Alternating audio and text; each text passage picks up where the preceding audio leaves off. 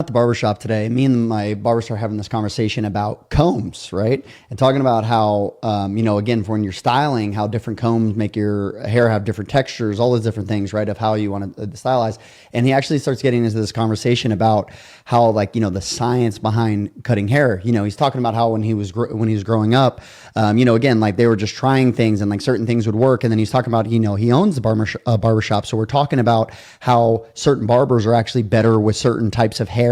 They know how to cut these, different types of hair, like, curly or straight or thin or thick or, maybe just also two cultural differences between hairs and a little bit more oily or, and how certain barbers can only cut in certain hairs. Right. And then also too, how, more of like a master barber, not only do they understand how to cut one type of hair, but they know how to cut a bunch of different people's hair and how they match it to maybe their face structure, or also to getting into the science of what comb I would use and when.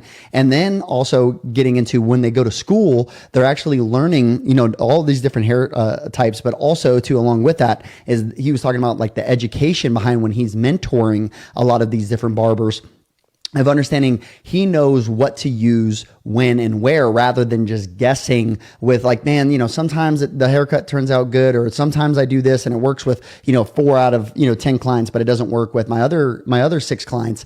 And then also too, that made me understand, and actually thinking about that with hitters, how a lot of different hitting coaches, they might be really good with one type of style or a mover that is in this way, or more, genetically, with, guys with more boxier hips, or, different things you can go into, all the nerd side, right, of different structures and what we can do with those different structures. But also too, along with that, is understanding what tool that you might need to use when and where, what drills might work with different hitters, and not just like a doctor randomly prescribing these prescriptions that, sometimes this helps guys get better, but why does it help these guys more than it helps these other guys? And this is where I think, along with it, is a lot of coaches are really missing that, which is why in our curriculum, like the same thing too, is understanding the individual, right? And understanding who's in front of you and why certain things work for them, when, where, how to apply them. And that's where things really start to come together, where you start to separate yourself with results and,